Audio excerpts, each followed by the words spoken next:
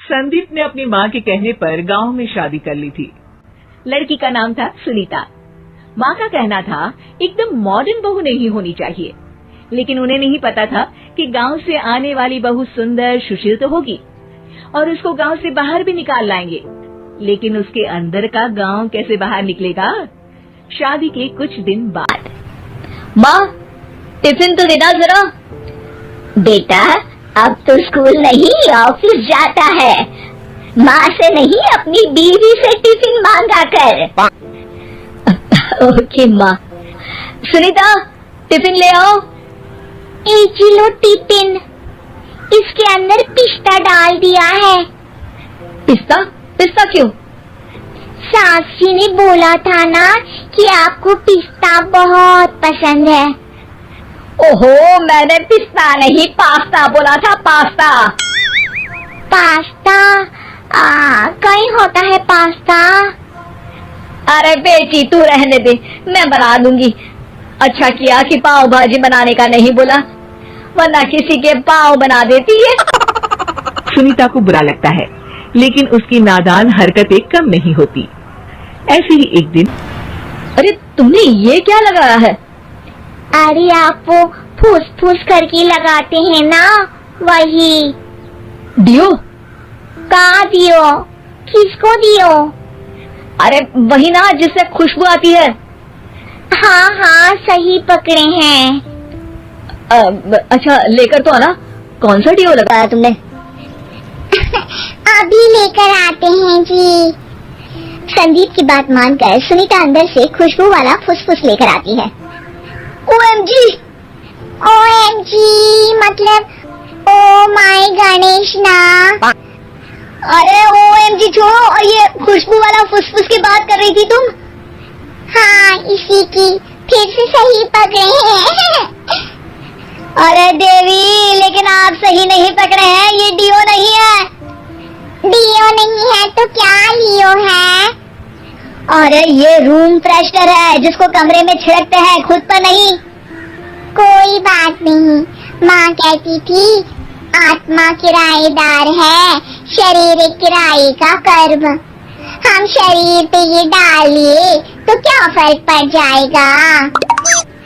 अरे बहू, ओ बहू, मेरे लिए फल तो ले आ, फिर मैं बाजार जाऊंगी। सुनीता अपनी सास के लिए फल लेकर आती है। अरे बेटा, पपीता, तरबूज और सेब फल ऐसे कैसे खा लूं? काट कर तो ले आ। माँ जी, मेरे गांव में तो खेत से उठा के सीधा खा लेते हैं। अरे ये तेरा गांव नहीं है ना। अरे संदीप, तू ही कुछ समझा देना इसको बेटा। मैं कैसे समझाऊं माँ, ये तो माइक्रोवेव को भी भट्टी बोलती है। कल मैंने बोला हाय कैसी हो, तो बोलती है किसी को हाय नहीं लगानी चाहिए। अरे सुनीता, तेरा क्या होगा? अभी तो कैसे बताऊं माँ जी, अभी हम कुछ करेंगे फिर पता चलेगा क्या होगा, लड़का या लड़की। हे भगवान, कहाँ से आ गई है? रामपुर से जी, आप ही तो लेकर आए थे मुझे। अरे मुझे माफ कर दो। पहले कोई गलती तो करिए जी, आपकी तो सारी गलती माफ कर देंगे हम। हाँ। अरे बहू, मेरी बात सुन, फल यानी कि फ्रूट जब भी लाए ना तो काट कर लाना, ठीक है? जी ठीक है माँ जी, फल यानी फ्रूट यानी काट के लाऊंगी। सुनीता रोज ही कोई ऐसी हरकत कर देती जिसकी वजह से उसे घर में 2 बातें सुननी पड़ती। एक दिन।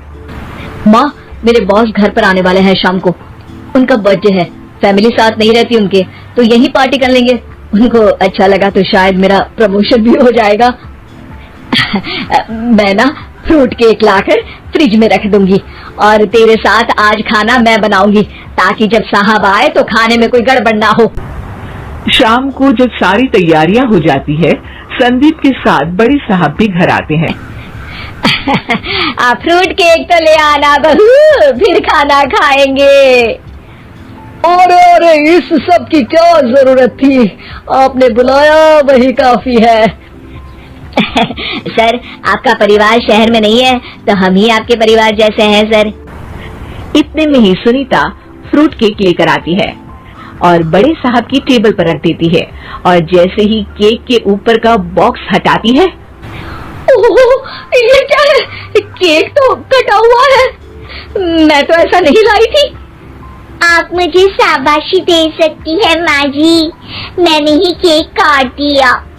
आपने कहा था ना, फल यानी फ्रूट यानी हमेशा काट के लाना, तो फ्रूट केक भी तो फ्रूट ही है ना, तो मैंने पहले ही काट लिया। होना मैं समझदार। अरे बहू, ये क्या किया?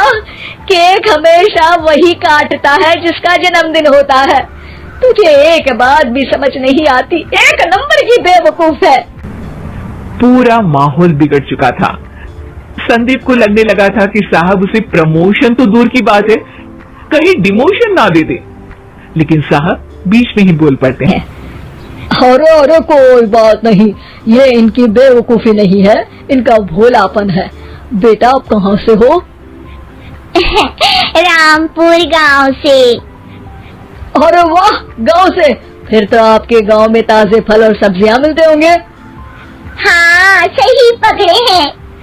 हम तो काटते भी नहीं, सीधा खा लेते हैं। मैं ना एक बार तुम्हारे गांव घूमने जरूर चलूंगा। क्यों संदीप, ले चलोगे ना? मुझे गांव घूमना बहुत पसंद है। बस फिर क्या था, संदीप और सास दोनों खुश हो गए क्योंकि साहब को सुनीता ने गांव की बात करके खुश कर दिया था। अब संदीप का प्रमोशन पक्का था। शिक्षा, कभी भी किसी भी गलती पर घबराना नहीं चाहिए। हो सकता है कि उस गलती की वजह से आगे बड़ा फायदा हो जाए।